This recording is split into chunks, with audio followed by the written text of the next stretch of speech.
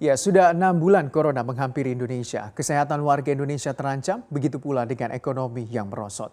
Lalu bagaimana perjalanan corona di Indonesia dan apa saja langkah yang sudah diambil pemerintah? Sudah tepatkah sejumlah langkahnya? Kita ulas sore hari ini. 6 bulan pandemi COVID-19 di Indonesia. Kita lihat dulu bagaimana data corona di Indonesia yang pertama kali ditemukan pada tanggal 2 Maret 2020. Kita lihat sampai dengan kemarin di tanggal 10 September 2020, suspeknya 95.501 orang dengan kurang lebih spesimen yang diperiksa begitu adalah 34.909 spesimen yang diperiksa, lalu ada 34 provinsi dan 489 kabupaten kota. Sementara itu kasus yang terkonfirmasi sampai dengan hari kemarin adalah 207.203 kasus yang terkonfirmasi atau naik kurang lebih 3.861 kasus. Sementara kalau kita lihat sampai dengan data kemarin adalah 147.510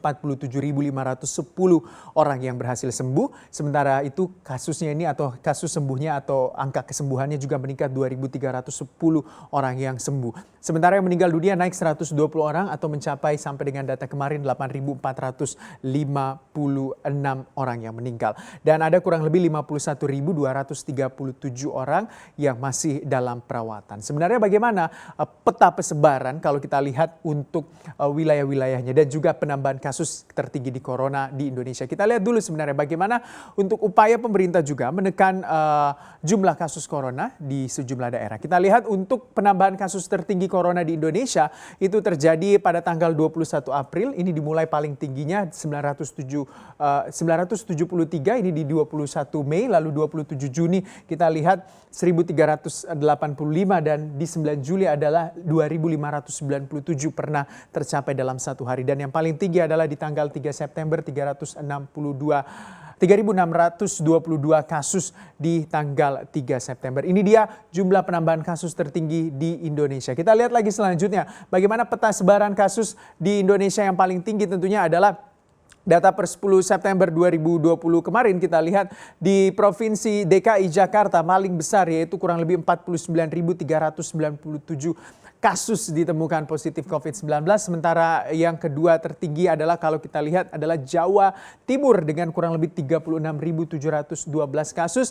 Lalu menyusul Jawa Tengah 16.123 kasus dan juga Jawa Barat 13.333 kasus. Sementara Sulawesi Selatan berada di peringkat kelima dengan 12.864 kasus. Kita lihat lagi selanjutnya bagaimana langkah-langkah untuk pemerintah mengatasi COVID-19. Apa sebenarnya langkah yang sudah dilakukan oleh pemerintah? Kita lihat di tanggal 31 Maret 2020, ini Presiden Republik Indonesia Pak Joko Widodo mengeluarkan PP nomor 21 tentang tahun 2020 tentang PSBB. Mulai saat itu sejumlah daerah juga melakukan PSBB. 6 April 2020 PSBB pertama disetujui adalah Provinsi DKI Jakarta. Sejak 6 April lalu DKI Jakarta sudah mulai melakukan PSBB, lalu menyusul sejumlah daerah lainnya yaitu Jawa Barat ada sejumlah daerah misalnya Depok, Kota dan juga Kabupaten Bogor, lalu ada Cimahi dan juga Sumedang. Sementara untuk daerah Banten itu Tangerang Raya sudah mulai melakukan PSBB setelah DKI Jakarta dan saat ini Banten juga khususnya Provinsi Banten juga melakukan PSBB.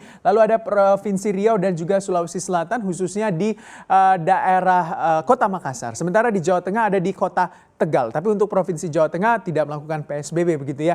Nah, apalagi yang terjadi atau yang dilakukan oleh pemerintah, khususnya Provinsi DKI Jakarta per 14 September mendatang atau Senin pekan depan, itu akan ada PSBB total lagi yang akan dilakukan oleh DKI Jakarta. Karena kalau kita lihat PSBB di DKI Jakarta ini cukup berjilid-jilid setelah 6 April lalu masuk ke fase PSBB, bisa dikatakan PSBB yang cukup dilonggarkan untuk setelah 6 April PSBB pertama yang sangat ketat, lalu nanti di 14 September juga nanti ada PSBB total lagi kalau menurut Gubernur DKI Jakarta Anies Baswedan yang akan dilakukan. Tapi ini tentunya masih menjadi pro dan juga kontra. Kita akan lihat bagaimana realisasi yang akan dilakukan oleh pemerintah Provinsi DKI Jakarta di 14 September mendatang. Apakah akan sama seperti ketatnya ketika 6 April 2020 dilakukan PSBB di DKI Jakarta? Kita akan lihat sama-sama. Terus apalagi upaya yang dilakukan oleh pemerintah? Wajib masker tentu, protokol kesehatan dilakukan oleh atau diberitahukan oleh pemerintah begitu bahwa wajib menggunakan masker.